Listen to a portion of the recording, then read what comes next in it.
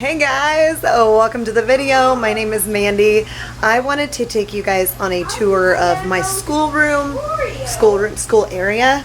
Not sure if it doesn't have a door, if it's a room. I did want to show you what my basement actually looks like in this space. It's a mess. Okay, so first of all, it's just a mess. This, high chair that I shouldn't have to use, a Christmas tree, all the toys. Schoolroom's over there, and I'll show you around, and then we've got workout stuff over there. So my school area looks super clean, and I want to take you guys through what I use every day and what I feel like you really need to homeschool. So let's get to it. This room is where the schooling happens. I thought I would just run through and tell you guys a little bit of how I use everything and what I found helpful in the last couple of weeks, what I found helpful last year, and why I have so many drawers over here, because I feel like this is a lot of stuff. You might be thinking, what does she do for homeschool that she needs all that space? I don't. The only thing I actually need, I'm going to show you. We'll get to that later though. Starting on this side of the room. All right, so I have these. This board is amazing. One of my friends wrote out all these things for me. So Marcus knows that on Monday we have language, arts, handwriting, and math, and he also has jiu-jitsu. After that on Monday, now he knows that there's no other obligations on Monday. Like, that's all the things we have to do.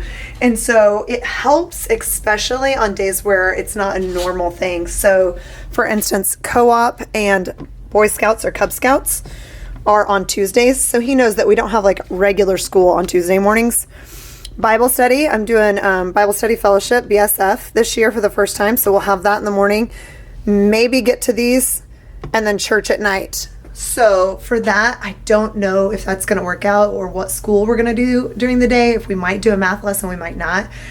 It'll just depend on how Bible Study Fellowship goes. BSF, I've heard about it for years, and I'm just excited that I get to be a part of it, and it's in person this year. I'm so pumped about that. Anyways, I just want him to have an idea, and Abram too, that we have obligations, we have things that need to get done, and this is kind of our general schedule. On Thursdays, we have art the first Thursday of every month, so that won't always be up here. Wild and Free, we only have 2 every other Friday. So it just kind of gives a basic overview of our week. I think when Marcus and Abram have like expectations of what happens, that's when my life runs smoothly. Whiteboard, of course, has been helpful. A year-long calendar. Guys, Marcus and Abram continue to ask how long till their next birthday. And we go over the months of the year, and we go like the little song, and they can say the months of the year, and they go over the days of the week. And I'm like, how do you still not understand how far it is till your birthday? So when we got this, I think it was back in January or February, I put it up. It has been a lifesaver. Also, for them just to be able to count the days until, like, we'll go to the beach in a couple of weeks. They would need to count the days until the beach. It's just easier, and I don't have the headache of like trying to go, no, not then, let's go find a calendar, let's flip the pages and go to the next month, that's how many days. They can just see it all in one spot. So this has been super helpful.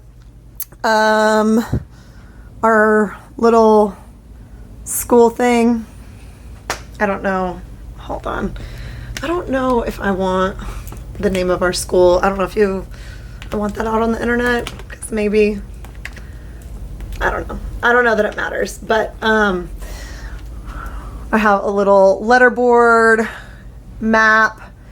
Up here we have all these little boxes. We've got a spelling game, a math game, blocks, magnets, Play-Doh toys, like all of the little manipulatives that I love. I absolutely love. Having it here where I can go, no, Abram, you can play with these blocks while I go over math with Marcus, and then we'll switch. So having the stuff down here, especially the Play-Doh toys, has been super helpful for me. This drawer these drawers, and what's in there is basically all craft things. Beads. Let me just show you the top drawer in here. Beads and necklaces and stuff like that. Hold on. Okay. Oh, geez. So we've got beads and stuff for my letter board and little domino games and blocks. More beads, more beads, more beads. I mean, it's just pom-poms, little Christmas stuff. Like, it's just craft things. So these drawers are full of craft things. I could probably minimize a lot of that or store it somewhere else in the house, but it just fits here. So that's where I have that stuff. Craft things. Yeah, you can even see the Play-Doh right there on top. Play-Doh, yarn, couple puzzles, the art boxes for our once a month art class.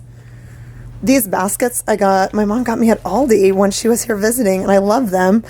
And they just have some, tape. What's in this one? More beads. Oh, geez. Crayons, pencils, watercolor.